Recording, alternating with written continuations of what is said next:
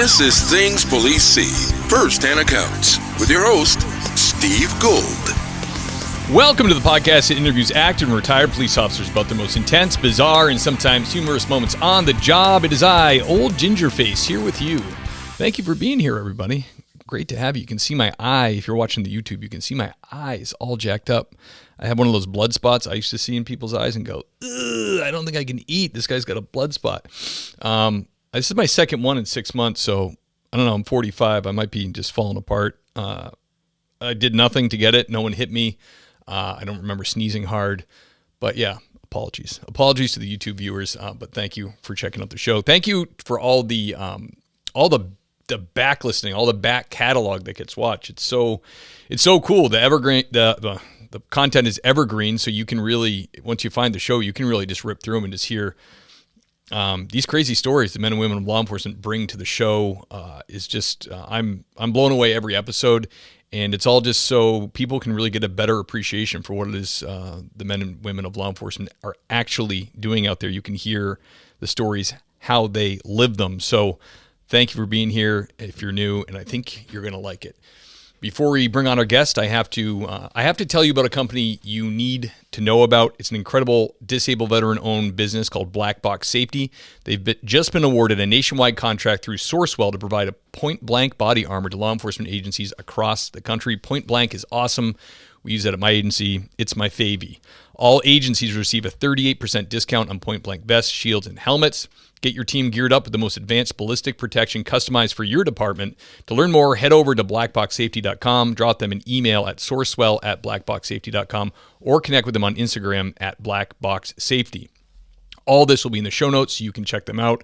The owner reached out. He's a fan of the show. Great guy. His name is Jackson Dalton.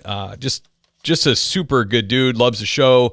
Hence him reaching out, and it's important to support our sponsors. It really does show support for the show, so thank you, Black Box Safety. Now on to our guest. We have the 33rd Sheriff of Los Angeles County, defeated the incumbent Sheriff Jim McDonnell in 2018 for the LA County Sheriff's race, making him the first to unseat an incumbent in over 100 years. Before that, he was a lieutenant with the department. He also held positions of staff instructor, training officer, and was one of the first community policing officers to come on board back in the 90s.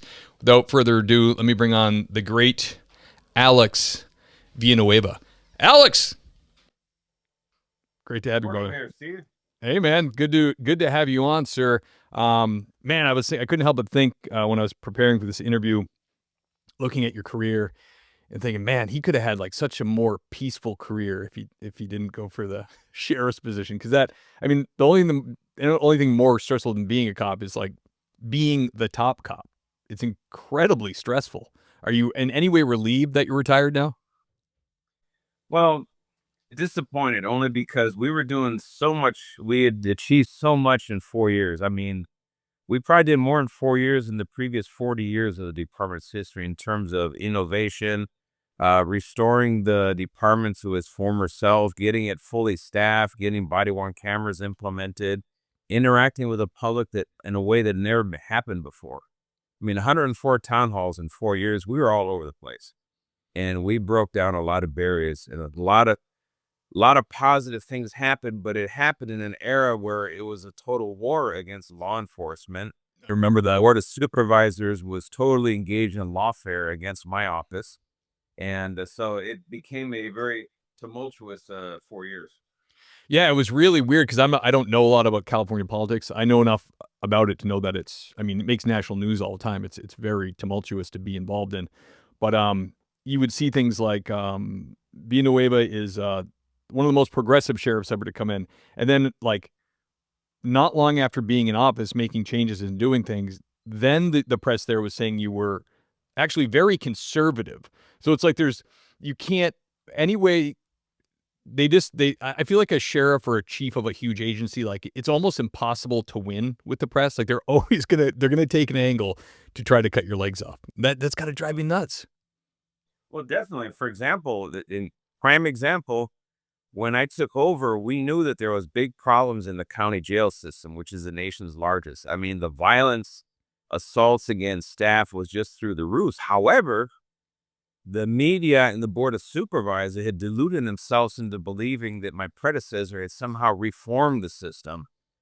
And no, what they did is they just buried the data. So when I took off, they said, no, we got 5 years of really bad data. Here it is. And as soon as I made that public and known, oh, it was comical. It's faulty data. Wait a minute. It's the same data. It just changed hands. How did it become faulty overnight? And that was the obsession, to try to paint me as somehow rogue or controversial, when actually I just followed the law. I followed the facts, the evidence, and wherever it took us, that's where we were supposed to be. Yeah, absolutely. And that's the cool thing now too, is especially the last like 5 years with podcasts have become so prevalent. It's like you almost wish that because like when you're in that office and you want to get information out, you only had like some official outlets. But if you had some large podcasts back when you were doing that were pro law enforcement, you could go on and really get in people's ear. They could hear you in a long form conversation. You know what I mean? They'd get to know you and believe you. You could really you would have the choice of the soundbite. You would choose the information rather than like people cutting it up and taking what they wanted. And yeah, man, I can't imagine. I would. Man, I'd have trouble sleeping. I'd be so stressed out being that. And it's obviously one of the biggest police agencies in the country, right? Is it like top 5, top 3? I think the third. Damn, man, that's crazy. And now McDonnell, he's at LAPD now, right? Yep. That's the same guy. And he couldn't stay out of it. He had to go back and do it. Oh man. Well, you're still a relatively young guy. Do you have any plans for a book or getting back into being some kind of consultant or advisor or anything like that brewing? Glad you asked me that question. Book is already written. It's already published. It's Sheriff holding the thin blue line in a deep blue state. No kidding. I didn't know that. Let me Yes. You can get it at Amazon. It's already available. You can also get it on my website, sheriffvillanueva33.com. All right, and we will absolutely link you want the Amazon link in the show notes? You can put them on my website. All right, so we'll link Alex's website in the show notes. You can go right there to get the book. There we go. Usually better prepared, but bam, there's the book right there. Yeah, awesome. That's great, man. Got another one in the works? Another one in you? The funny thing is the material keeps accumulating, but we're still in the process of deciding whether to go back into the arena or not. So we'll know pretty soon if we're going to do that. All right, you got to do it. Then I have friends in high places. You know what I mean? Get in there. That's cool, man. So obviously a long storied career. How many years total did you do as a police officer? 36. Oh my gosh. I ran into a lot of guys like that at LA. I worked as a background investigator with Ken at LAPD backgrounds. And a lot of the guys in the cubicles around me were like, one guy, Jay Moberly, who's like such a good dude and became a good friend of mine. He did like 44 years, retired out of robbery homicide. I mean, just incredible amount of years doing police stuff. Can you take us back to when you were a young deputy on the road, to the first call you went to, like your first hot call, the first call that really got your blood going? I could tell you when I was training, and this is in 1991. I hired on in 86, did 4 years in the jail, did a stint on active duty in the Army in 90, and then 91 I go to patrol. And when I was in training, hot summer of 91, it was a 4th of July weekend, and we got actually we didn't get a call. We heard gunshots, and I'm with my training officer, and we're like a block or so away from where it sounded like it came. Right. And drove there, and people were still ducked hiding behind cars, and they were pointing down the road, and there was a chunk of flesh in the middle of the road. Oof, about that big. And we got enough information that the guys were on a motorcycle, and they shot up the neighborhood and drove away with the guy in the back seat hopping back on the bike. So we put out the information in good faith, And then about a minute later, we got a call on the radio. Hey, there's a motorcycle accident about a half a mile away. We thought, okay, I think we know where this went. So we got over there, and we have other units obviously helping us out, go back to the scene of the original shooting, start canvassing for victims and witnesses and all that stuff. We go to the scene of the motorcycle crash, and there's a dead guy and there's a live guy. The dead guy, he was the driver of the motorcycle. He took a round right in the 10 ring, and so he bled out over the motorcycle and died. And in so doing, he was going about 60 miles an hour, dead on the motorcycle, driving it. Oh my goodness. And he didn't know he was dead, but he ended up fading and clipping a signpost next to the 710 freeway. It was one of those big 4x4 posts, and just sheared it off. So his femur snapped in half and his leg is twisted the other direction. Really, and he's dead as a doornail. And then the passenger, who was the suspect that was doing the shooting, he's covered in road rash and screaming, but he's alive and well other than the road rash. So we ended up detaining him. We do the GSR, gunshot residue on his hands, nitric acid. Imagine on raw hands. Yeah, he was pretty happy. And then we go back to the scene. We piece the whole thing together. It was actually, they came to shoot up a rival neighborhood, and they did it on a motorcycle. So strategic error, doing a drive-by on a motorcycle. And when they started shooting up, the guy had got off the motorcycle to shoot up the neighborhood. A kid came out with a Tech 9. He was on probation, and fired one round at the guy on the motorcycle and hit him. And then the other guy jumps back on the motorcycle to drive away, but doesn't know that the driver's dead. Oh my goodness. Miraculously, no innocent people were hurt in this thing. It was just the dead guy and then the suspect. So we arrested him for murder, the felony murder rule. Yeah. So he got hooked up for murder. Wow, that's insane. So he took one through did he take it in the chest or through the back? The motorcycle? Right through the front. Through the chest. And he just had enough adrenaline left in him to start to shoot that bike down the road a little bit. Yeah, and by half a mile, that's all it left. Yeah, pretty much, you figure about 10, 15 seconds of just, because the motorcycle itself, the whole gas tank area, it's covered in blood. So he was just dump it out. As a new deputy, at any point in your career, that's a pretty crazy call. But as a new deputy, was this kind of like mind blowing to you that this is happening? It was just a stark reminder of how cheap life was in those days. Yeah. Was it in, did you start in East LA? East LA. East LA. Okay. Yeah. Wow. And the kid that got the acid on his hands for the gunpowder, did he give up the info? Did he just start talking?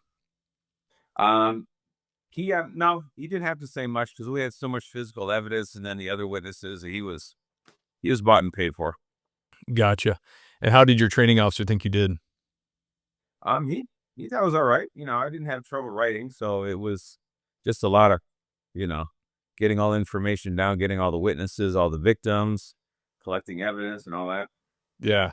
And when you take on an agency that size, when you take yourself off the road to report right, you won't get calls unless it's like a real big one, right? You can peacefully do your report, or is that?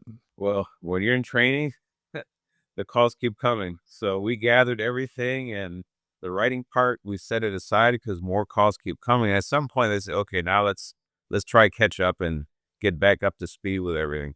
If we have somebody in custody, that part, then we got to take care of the one who's in custody, make sure they're medically treated, transported, and we book them and all that stuff.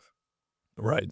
Wow. Yeah, that's a lot. Especially with that amount of calls coming. Then you sit down at the computer and you have, all these different victims and witnesses information from all separate cases. You got to make sure, obviously keep them straight.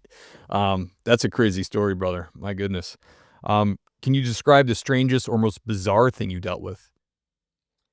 I was on training, and actually I had two weird ones. On training, same training officer, we get a call of a family disturbance, father versus son, and the other is the drunk one. Go to the house, talk to his son. Yeah, dad's acting the fool. That's a grown-up son. And I guess the dad was living there. And we tell the dad, okay, you know what? I think you guys need to cool it off. Why don't you leave and walk it off and come back later? So the dad kind of looks at us, and we're on a porch with ceramic tile. It's an important part of the story. And as we're telling him, explaining to him that he's going to have to leave, he reaches in and he plucks out his eyeball. He throws his eyeball at us. It's a glass eye. Yeah. So the eyeball hits the tile, and it goes bink, bink, bink, bink, bink everywhere. I thought, okay, now that's a new one. That is bizarre. Why did he do that? I guess his version of I'll show them, you know. And another one was years later, I get a call of a person, a couple not seen in 2 or 3 weeks. Middle of the summer, important to the story. And so go check on the welfare. Elderly couple. So I go there, get to the house. It's in the hilly area of East LA, south of the 10 freeway. And manicured, perfect lawns and everything, and hedges and trash cans neatly placed on the side of the entrance, the driveway. There's a sliding gate for the driveway. So I slide the gate open and I walk towards the house. It's kind of downhill. And I can see the front door is ajar. And it's a small house, barely more than a cottage, a couple of bedrooms at best. And as I get closer, I could smell, okay, we got a right one. Yeah. So I call one of my partners, hey, can you come over and help me out here? Looks like we're going to have a 927D dead body. And he comes over. We walk in. There's a little Yaffer dog running around. I should say a well-fed Yaffer dog running around. And we enter the... I just picked up on that. Yeah.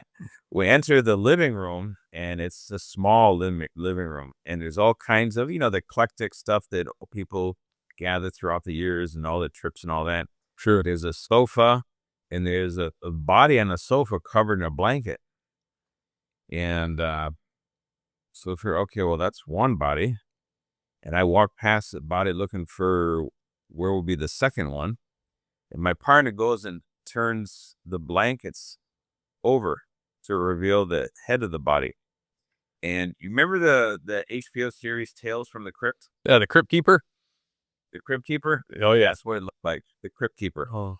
With long fingernails, the scraggly hair, and the dark brown skin that looked like bark.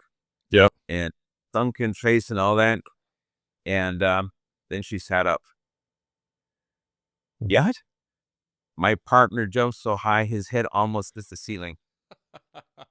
And we were both, whoa, what on earth? And her name was Hermania. She was in her 80s and she was alive.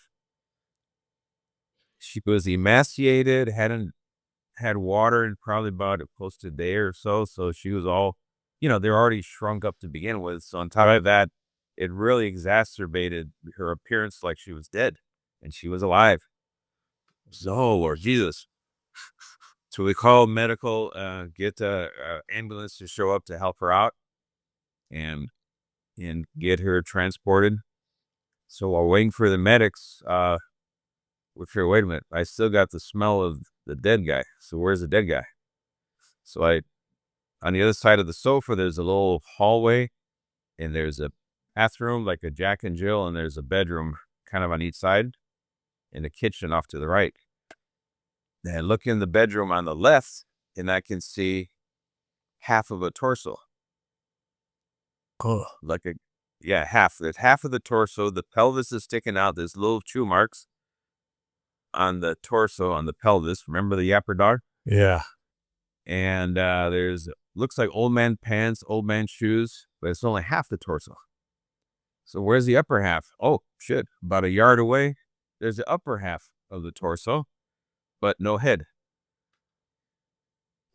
What is going on? And now, okay, we both say, okay, now this is weird. So the first place we go is to the fridge, right? I mean, it's obviously the first choice. No head in the fridge, no head in the freezer. And now we're really thinking, okay, this is really bizarre. So Remember I said it was all really eclectic and built up and all that? Yeah. Well, we get the lady out, and we called homicide because we're gonna have to roll and all that in the corners and all that. So while we're waiting for them, we figure, well, let's check, can we find this head? So we start going through everything more carefully. We slow down. We go to the kitchen. There's a big pan. You know, those aluminum pans, Mm-hmm. baking pans. There's a bunch of hair and flesh in the pan. Still no skull. What? We go back to the living room where all his eclectic stuff and the collectibles were. There's a human jawbone on the fire mantle, the fireplace mantle. Whoa. And there's still no skull. So now we're thinking, okay, this is getting weird. And by now the homicide showed up and they're all scratching their head. Then still can't find. We went through the whole house, can't find it. And coroners come, and the coroner examiner showed up with a brand new trainee. It was his first day on the job. Oh, nice. So they showed up with a body bag, Yep.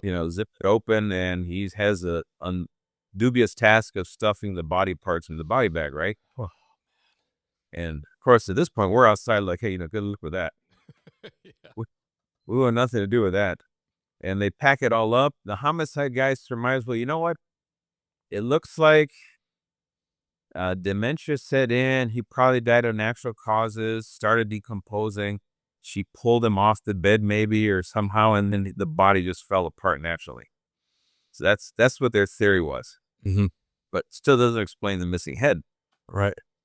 But they figured she probably lost her mind. Maybe she tried to preserve it or did something. Who knows? And so they put all the parts in the body bag, and then they had it on the little stretcher thing with wheels, and they're wheeling it up the driveway. And this is a kid's first day on the job. As he's going by the trash cans that we all walked by on the way down, he saw one trash can had more flies than the other ones. Looked in, there was a trash bag, picked up the trash bag, and there was the head. Proforce Law Enforcement sponsors this show. It's the best damn cop shop in the nation, whether you're purchasing for an entire agency or you are an individual officer looking for firearms or duty gear. These guys are the best in the biz. They have law enforcement exclusive pricing, and it's the place you want to be buying your guns and duty gear, guys. Right now, I'm on the landing page they made, tps.proforceonline.com. You should go check it out. The deals are fantastic. You can just scroll through right here and see a Hollow Sun 507C, $199. That's nuts. Aimpoint Acro P2 Red Dot, $412, 30 cents. Just great deals, and the list goes on and on. I highly suggest you check it out if you're into guns and gear. These guys have great customer service. They can help you through the purchasing process. If you've ever been a procurement officer and you know those pains, these guys can make it painless. So go check them out. Links are in the show notes. Thank you, Proforce Law Enforcement. Oh my gosh. And that might be one of the most bizarre stories I've heard on here, man. And then the lady, her name was Hermania. This is 92 when Silence of the Lambs came out. Yep. So we renamed her Hermania Lecter in honor of the movie. And we actually got a hold of her family. I think they were in Arizona. And so we took care of her, got the family connected with Adult Protective Services, and they took care of her after that. That's a tough conversation, whoever had that. Well, your father passed away, and a little bit more to the story I got to tell you. You know, I don't know how much they would tell the family, but oh my gosh, that is insane. So yeah, she sounded like she needed like 10 IVs of saline or whatever. Yeah, probably add like 30 pounds just in fluids, get her back to normal. Yeah, that's not that surprising to me because I mean, I haven't been anything that crazy, but I did go to one I mentioned before in the show where a guy died in his chair, like an older, like elderly guy, and the wife was there and she had dementia, so he was kind of the one that was taking care of the household. But while we were there waiting for the medical examiner and all that, she kept forgetting that he died. She kept trying to go over and wake him up. It was so sad. But if we hadn't been called there, I don't know how long that would have went for. He could have just sat in the chair and decomposed, and she could have just been like, Harold, when are you going to get up? You know, she's vacuuming around his feet. It was crazy. Yeah, I have a lot of stories like that, and a lot of them involve older people who pass away, and people lose track of the fact that they passed away, and then there's always an ugly aftermath when they finally find the body, and it's never pretty. Well, I guess the only upside is it kept that dog alive. The dog might have starved to death otherwise. Mm-hmm. Who's going to want that dog? Hey, just so you know, this dog ate part of a person, so he does have a taste for flesh now. So yeah, I'm good. Damn, that is a crazy one. Can you tell us about your most intense or terrifying call that you went on?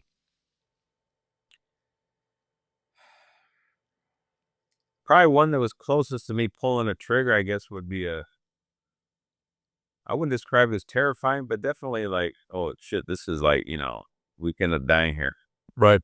And that was my partner and I were in the projects, the RVF projects, and we're rolling through. He's driving, I'm passenger, and we come across a kid, and he was 15-year-old kid. We knew him as a local gangster, belonged to one of the local gangs, and his nickname was Lazy Boy. So my partner pulls up next to him, starts engaging him in a conversation, and he just said, hey, you wouldn't have any gun on you, would you? And he reaches out, and the kid had a gun in his pocket, big ass revolver. And he had these baggy cutoff shorts, the gangsters like. Yep. And holy shit. So he grabs onto it to not let go of it, but he's driving the car. And the kid is backpedaling, trying to get away. So my partner ends up falling out of the car from the driver's seat, and the car's in drive. Oh. Now he's on the ground. The kid's running away, and I'm in the passenger seat, and the car's going forward. And the kid's got a gun. In fact, you can see as he's running the weight of the gun in his pocket, and it was a big revolver. It's just bouncing around. Yeah. And holy shit. So I reached over and I put the car in park, and the gears grind until it stopped. I jump out, and we both had on our bicycle uniform for bike patrol. So we had shorts and everything. So we're built for the party. And we took off after him, and we were both the two best runners for Baker to Vegas Challenge Cup relay. So didn't matter. He picked the wrong cops. Yeah, so as we're chasing him down, I catch up to my partner. I pass him, and the kid reaches in his pocket and pulls out the gun. And he's in front of us, and he's got the gun in his hand, and the gun is going back and forth. And I'm looking out. My gun is out, and I'm running, behind him with the gun out, just hoping that he doesn't turn around. And I'm just watching the barrel of the gun, thinking, oh, Lord, please don't, because I'm going to drop the hammer. Yeah. And so I yell at him, drop it or die. And he finally realized he was about to die. And he stopped, and he threw it down, and then we tackled him and hooked him up. But we were so close. And had we shot him, that would have been the LA riots of 1992, pre-Rodney King, because this would have been, you shoot a kid in the back end of the projects, and he's 15. Oh my God, that would have. Right. They're not going to send the whole county over the edge. They would omit the part about the gun being pointed at you and all that stuff. It would just be, hey, he's just trying to say hi to the cops, and he started running away, and they shot him in the back. These monsters. Damn. Yeah, that's intense, man. That's really lucky. I mean, that's such a hard decision to make when there's a gun pointed in your direction. You know what I mean? You want to, I said this recently, it was like, it's like one of those things you just want to be sure before you do it. I mean, like, people think cops want to shoot people. Not true. Like, you see restraint way more often than you see free trigger play. You know what I mean? It's like cops really want to be sure because it's your conscience. You have to live with that. Like, you want to be sure, and that's dangerous for us when we're trying to make that decision. So, well, thank God that it worked out that way, and you didn't have to blast the kid. I mean, were you able to? I mean, I'm sure you run into so many kids like that, but do you know what happened to him? Did he just go off in the gangs and disappear? He was detained. he got sent to juvenile hall. In those days, it was a little bit easier to get kids into juvenile hall. Today, they send you home after a homicide, so you get home detention for homicide. In those days, he was sent to juvenile hall. I don't know what his outcome was after that. Yeah. Yeah, that's tough, man. Especially so young. I don't have that at all. I work in a small regional department in Western Massachusetts, and we just don't. Any gangsters we would have would just be passing through from like Springfield or Hartford or something. There's no. They don't live where I work. I don't encounter them all the time, and they're certainly not like kids. You know what I mean? They're older. That's got to be intense. You got to be on your toes all the time. Anybody you interact with, this person could be trying to hurt you. Well, that project that we worked at, we were assigned to, that was part of that community policing effort from Bill Clinton. There was 4 gangs in a project that only had 2,000 residents. There's about 500 units, but they were generational. So you had the youngest ones were the Rascals, or actually Marvia Project Boys. Then you had the Rascals. They were like in their 20s or so.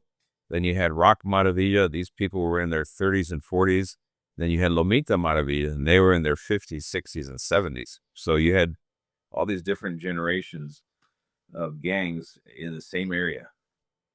Is there a such thing any longer as like the classic cholo, like the Dickies and the flannel shirt all the way up? Like, are they kind of the old school gangster now?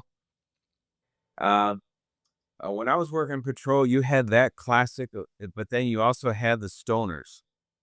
They're like the long hair, and they're all about the weed and all that. So you kind of had like a struggle between that classic cholo type thing and then the stoner type thing. It was like a back and forth between the two. Okay, yeah. A guy I used to work with, he came on the show, just crazy police stories from Englewood. He was an Englewood gang cop. And when he was a kid, they would run back and forth to school because of the gang stuff.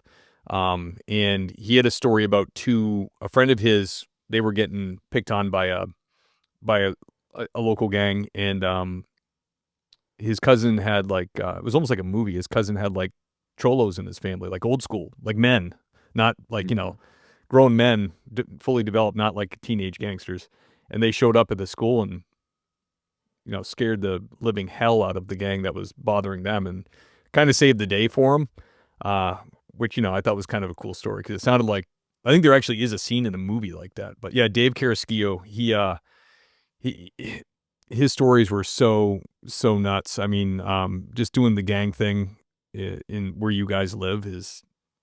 One of the guys who went to my church in Ontario when I lived out there, he was gang cop for LAPD in South Central, and just nicest guy, beautiful family, but every day, he went in to South LA and did the gang thing. That's so impressive to me. You know what I mean? It just like blows my mind. Even that your wife would be having a panic attack all the time. You know what I mean? Like, I think my wife's head would explode.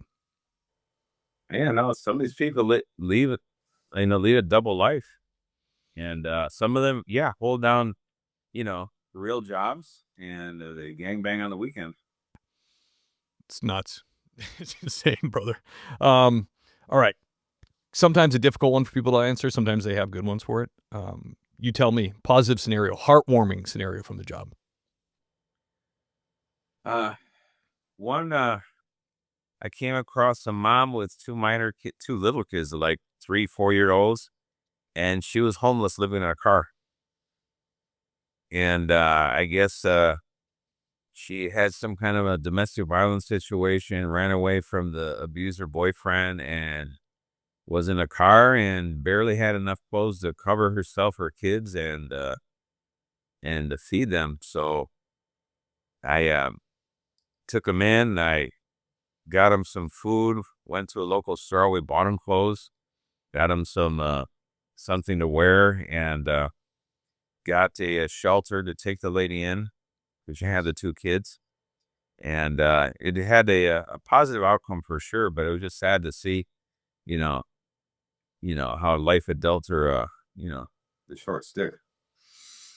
Yeah, man, that's an awesome story. Beautiful. I mean, it is hard when you're dealing with homeless people, and it's so easy to write them all off because the ones that approach you on the street when you're in cities are like crazy, and they're a lot of times dangerous, but there is legit people in that scenario that need the resources. They need the help.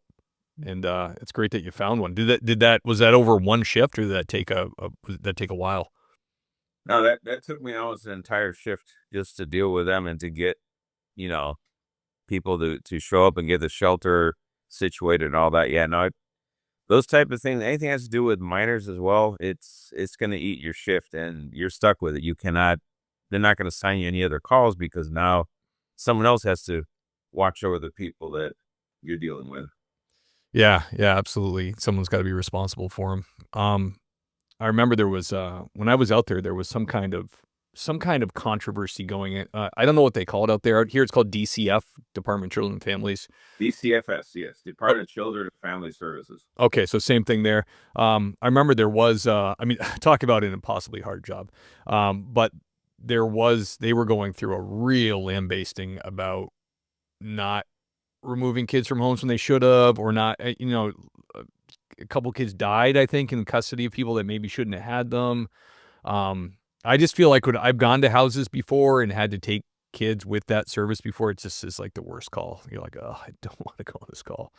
But their job is impossibly hard. I mean, I went to, the most recent one I went to, one of the DCF agents had been put in supervision in the office for a while, but now was in the field for this particular thing. I don't know why. And she started weeping, and I was like, oh my gosh.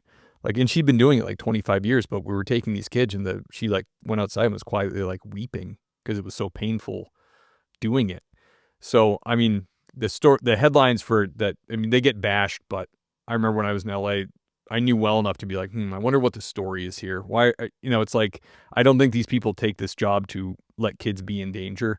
I wonder how politics are involved, or how tied are their hands helping these kids, Well, actually, our DCFS gets into a lot of trouble because they don't take a proactive approach, and they allow kids that should be taken into protective custody to remain in danger. And that's how you had the case of Gabriel Fernandez, made national news. He was beaten to death, 8-year-old boy. Then you had Noah Cuatro, you had Anthony Avalos. You had all these cases where they should have intervened and they didn't, even though there was a mountain of evidence that said, take this kid out of the home, and they were ignored. So the Board of Supervisors, worthless entity if there ever was one, they created the Office of Child Protection. But wait a minute, why do I have the Department of Children and Family Services? Why would I need the Office of Child Protection? Isn't that what they're supposed to do? So they created another layer of bureaucracy on top of the bureaucracy they already have that's not working, as if that's going to solve the problem. And it's just a lack of accountability. And sad to say, we're seeing that again and again. So when the pandemic hit and all the schools were shut down, all of the SCARS reports, suspected child abuse reports that are generated by the schools, they dropped in half, 50%, which is alarming because that means there's some valid child abuse cases that no one is seeing. Right. So I took it upon myself as sheriff. Hey, you know what? Let's partner up with DCFS. Give me your list of all your big cases where your highest risk kids are, and we'll start doing door knocks just to check on their welfare. Say, hey, how you guys doing? Want to make sure everything is okay. And can you believe the Board of Supervisors opposed that effort?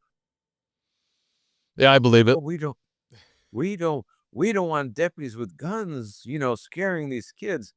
I'm thinking one thing, and the supervisor, Sheila Kuehl, that said that, is that cops, when there's an issue with the protective services and minors, cops are actually the good guys in this scenario because we're kind of like the referee. And the ones that call for our assistance, they're the families or DCFS because they're afraid they're going to get assaulted if they remove a child and there's opposition. So we're actually the good guys in this. But she didn't know that. All she wanted to do was score political points by claiming that somehow us bringing guns into a home is going to harm the children. No, we actually need to have eyes on the kids because they're not in school anymore. Yeah. So it shows you how pathetic politicians can be. Yeah, that's too bad, especially if there was already there was already cases, and like you just want to make sure they're okay. I mean, and the other thing it does to that agency though, if a cop is there, now there's accountability because you have a witness that is a law enforcement officer. So if they were going to broom something or kind of, make something go away, can't really do it now because there's a uniformed officer there witnessing it, and he might do his own report that, might contradict what you're doing here. I bet that was part of it. Damn, man. Alex, really popular question for listeners. Advice to new police officers or people looking to get into the field. I would say a few years ago, I said try another profession. But I think now I can say the pendulum has finally swung in the right direction. Nice. That I think you're on the upswing now where people are starting to figure out that public safety is important. Right. The defunding movement has been thoroughly discredited.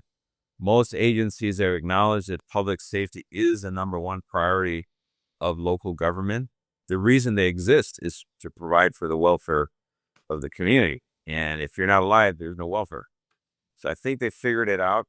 The LA County Board of Supervisors still hasn't figured that one out. They're still playing games. But for the most part, the profession, I think people are now, it's on the upswing. And if you see in the fires, you notice how they were celebrating the fire department, this and that, and everywhere, parades and all that. Did they ever mention law enforcement? No, they couldn't. Hell no. They only, for a fire department and our first responders, they couldn't even mouth the word law enforcement because the Hollywood obsession that cops are bad, the LA and California, the scene that cops are bad. But I think we've broken the ice now where people are starting to acknowledge. Last night I was at an event for Whittier, the Whittier Police Department. They have an annual Star and Shield Awards program, brings the community and Whittier cops together, and they give them, Officer of the Year, Volunteer of the Year, and all. It's a real nice event. Yeah, there was like 500 people there, and they were not afraid to say we support police. Now we just need to make that county-wide, of course, and statewide. But it's the start. I think people are going to take the job today.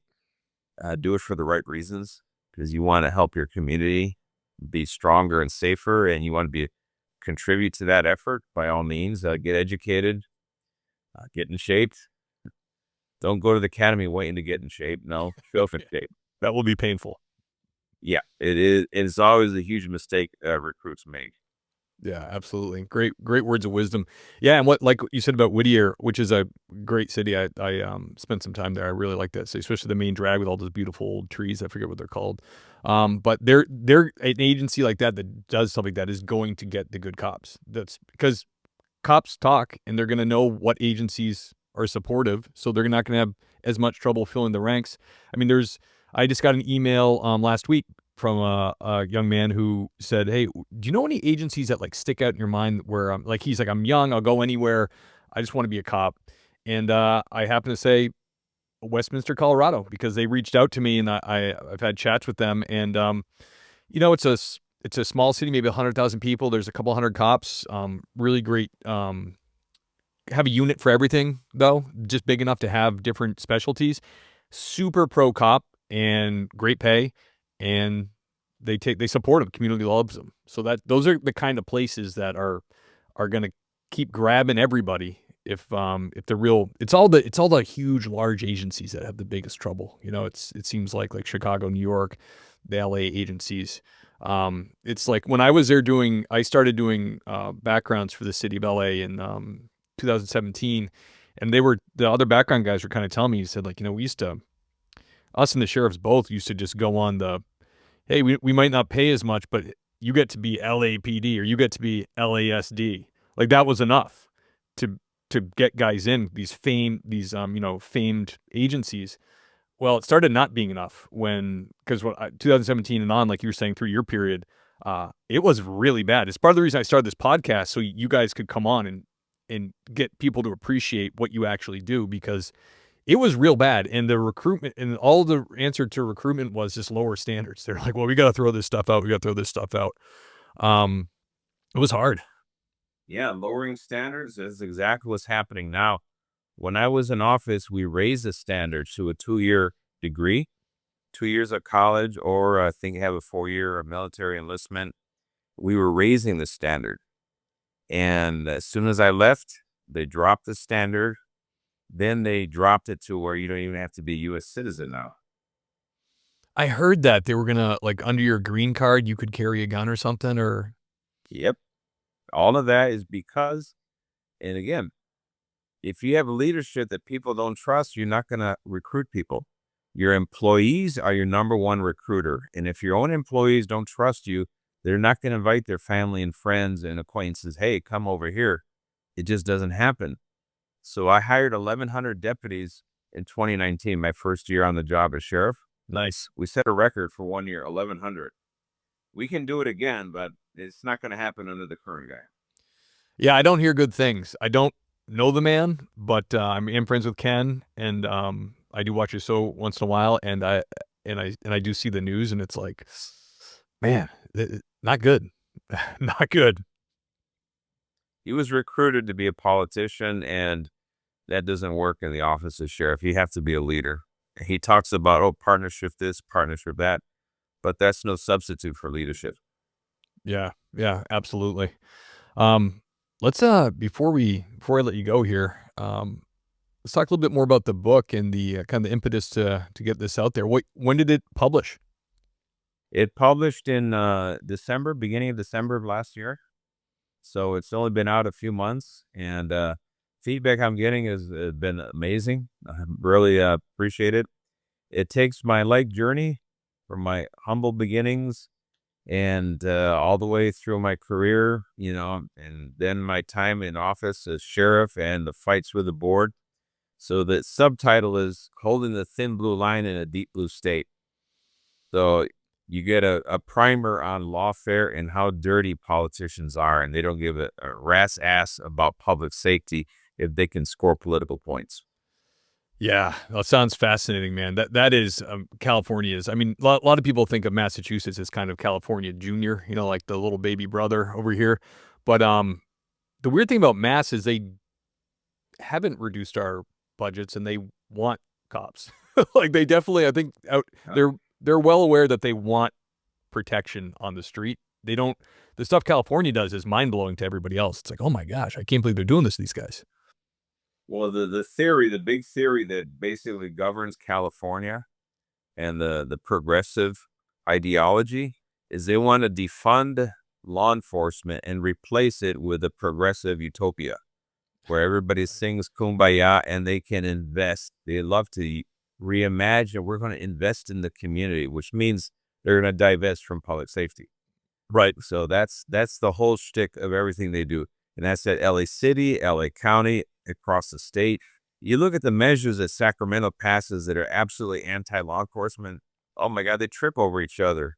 The legislators to see how can we screw over cops, and they're now the new criminals. Criminals are victims, and it just goes downhill from there. Yeah, that sucks, man. Yeah, I mean, Mass it is pretty progressive, but like they wanted clinicians to go to mental health calls. But what they did was they contracted with an agency that has clinicians, and now it's an overtime shift. So you ride with a cop, and if you take the overtime shift, you run like pretty much county-wide, and you go to that town with the clinician to the mental health call to help whatever cops are dealing with in that agency. And you're kind of just like the clinician's protection, and you get to dress down. You wear like a khaki or gray pants, and you don't have to wear your outer. You put your outer on the way if it is a hot call, but it's they don't do it without cops. Like it's like the clinicians want the cops with them. That's the co-response model is the official title of it. Right, exactly. Started that in 1991 with the Sheriff's Department under Sherman Block. Wow. And that model has been wildly successful, and now they want to get rid of it because they don't want cops having anything to do with mental health. Really? Yeah, we've had so much success with it. It is successful, and the clinicians themselves say, I don't want to do anything unless I have a cop with me. Yep. You see the clinicians too, as they work with us, their mind becomes more and more like a cop's mind. They get more and more cop-like. Start seeing the big picture. Yep. Yep. Well, that's great. You guys are, and I've said this to Ken before a bunch of times, that California, on the flip side, has been like through the years, like on the cutting edge of law enforcement, like like with training and how much you guys shoot and tactics. That stuff has always been like light years ahead of the East Coast, in my opinion. Like when I see what California was doing, like when I went to Legion Park and watched their shooting facility and their training compared to like the Northeast, I was like, wow, they really put a lot of money into training these guys. I would hate for that to crumble with this landslide of lack of support, you know? Yeah, unfortunately, that's what the political reality is today. I think it's going to change. The fires that happened this year in 25 has caused even the politicians don't like law enforcement to realize, hey, you know what? We can't evacuate without law enforcement. And so the big picture is starting to change now. And I have a good feeling about the future. That's awesome. Like you said, the pendulum is swinging, and let's look forward to that. So if you're out there, you're thinking about doing it, you heard it from the 33rd Sheriff of LA County. Might be a good time to get in, and you might have a nice time if you get in now. Alex, absolute honor to have you on the show. Thank you for coming on. The link to your book will be in the show notes where everybody can grab it. Go check it out. I have to do the outro to the show. Can you hold on for just like 2 or 3 minutes? Yeah. Thank you to the great Alex Villanueva. Really fun interview.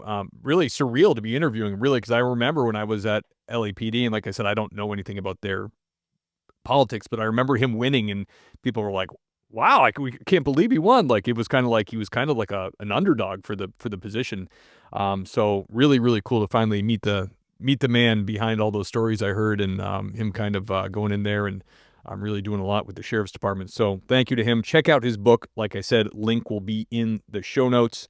Now is the time of the show where I thank the Patreon sponsors. Thank you, Patreon, for supporting me. I love you guys. You keep the boat afloat. It's truly appreciated. I'm talking about Lieutenant Andy Biggs, the great and powerful Andy Biggs. None other than Lieutenant Kyle Roberts. Lieutenant Michael Roach of Roach Machines AI Solutions. Check them out. The great Lieutenant Thomas Connell. Thank you, sir. Now to the sergeants. Adam Alexander, Adam McMahon, Adam Mihal, Ben Peters, Bentley Barnett, Brad Thompson, Dan Carlson from Burley Boars. Thank you, sir. Sherry Fitch. Thank you, madam. Clark LaCuff, everybody. Dave Ellman, Dennis Carrasquillo, everybody. Dougie Kelly Newman. Love you guys. Hope you're enjoying Wyoming. Dylan Mosher, everybody. Elliot Sykes, ladies and gentlemen.